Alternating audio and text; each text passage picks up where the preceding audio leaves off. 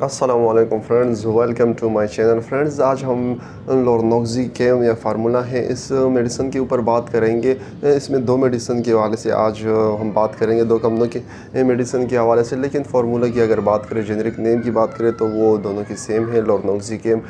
इसमें एक का नाम है एटकेम रैपिड और दूसरे का नाम है जायका। तो इसके हवाले से आज बात करेंगे, एक इसके यूजेस इस्तेमालात के हवाले से और डोज के हवाले से और इसके साइड इफ़ेक्ट और वार्निंग के हवाले से कि कौन सी मरीज़ इसका इस्तेमाल नहीं कर सकते। तो आई होप फ्रेंड्स कि आज की ये वीडियो बहुत ही इंटरेस्टिंग होने वाली है। वीडियो को अगर आपने एक दफ़ा क्लिक किया है तो शुरू से लेकर एंड तक लाजमी देखें कि इसमें क्या चीज़ और किस चीज़ के हवाले से बताया जा रहा है। तो फ्रेंड्स, चलो दोस्तों, टाइम ज़ाया किए बगैर आज की वीडियो को शुरू करते हैं। तो फ्रेंड, जैसे कि मैंने पहले ही बताया है कि इसमें एटकेम रैपिड और जायका रैपिड, इसमें 4 mg और 8 mg की टेबलेट आती है। और अगर मैं इसके फार्मूला के हवाले से बात करूँ तो लोरनोक्सिकेम इसका फार्मूला है। और अगर मैं कंपनी के हवाले से बात करूँ तो एटकेम जो है वो एटको की बनाई गई टेबलेट है और जो जायका रैपिड है वो हिल्टन की बनाई गई टेबलेट है। और अगर इसके स्ट्रिप के हवाले से बात करूँ तो इसके एक बॉक्स में जो है वो एक स्ट्रिप होता है और एक स्ट्रिप में जो है वो 10 टेबलेट होती है। और फ्रेंड्स, ये एनसेड मतलब कि non steroid anti inflammatory drug के क्लास से ताल्लुक़ रखती है। इसका मतलब है कि आपके जो जिस्म में कहीं पर भी सोजिश वगैरह हो गई हो तो ये सोजिश को कम करती है, मतलब कि ख़त्म कर देती है। और इसमें ये भी आता है कि फ्रेंड्स, सोजिश की वजह से जो बुखार वगैरह होता है या दर्द होता है तो उसको भी ये इफ़ेक्ट करती है।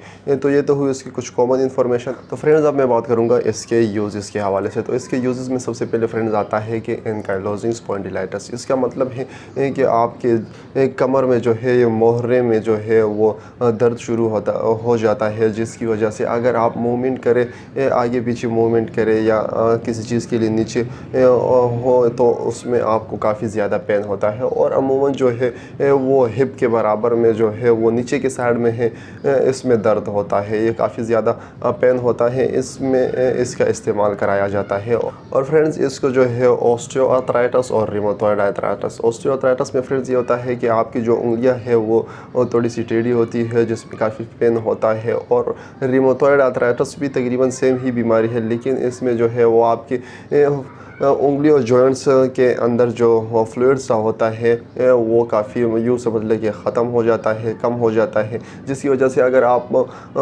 फिंगर्स वगैरह को या जिसम में किसी पर भी मूवमेंट कराए तो उसमें काफ़ी ज़्यादा पेन होता है उसमें। और इसकी वजह से सोजिश वगैरह भी होती है और वो जगह जो है वो रेड सा हो जाता है, जिसकी वजह से काफ़ी दर्द होता है। और दर्द की वजह से थोड़ा बहुत हल्का फुल्का जो है वो बुखार भी होता है। तो रिमोटॉयड आर्थराइटिस और ऑस्टियोआर्थराइटिस दोनों में इसका इस्तेमाल कराया जा सकता है। और जिस्म में कहीं पर भी आपके जिस्म में दर्द हो रहा हो, जैसे कि हाथ पाँव या कमर में या सर में दर्द हो रहा हो, तो उसमें भी इसका इस्तेमाल कर सकते हैं। और फ्रेंड्स, इसको पोस्ट ऑपरेशन और मतलब कि ऑपरेशन से पहले और ऑपरेशन के बाद जो दर्द होता है उसमें भी इसका इस्तेमाल कराया जाता है। तो फ्रेंड्स, ये तो हुए इसके इस्तेमाल के हवाले से। अब मैं बात करूँगा इसके डोज के हवाले से। तो फ्रेंड्स, इसके डोज में जो है वो 4 mg की टेबलेट अमूमन जो है वो 4 mg की टेबलेट इस्तेमाल कराई जाती है। लेकिन अगर पेन ज़्यादा हो तो 8 mg की टेबलेट भी इस्तेमाल कराई जाती है। दिन में एक टाइम भी इस्तेमाल कराया जाता है, सुबह के टाइम, और दिन में 2 टाइम भी, लेकिन ये खाना खाने के बाद इस्तेमाल की जाती है।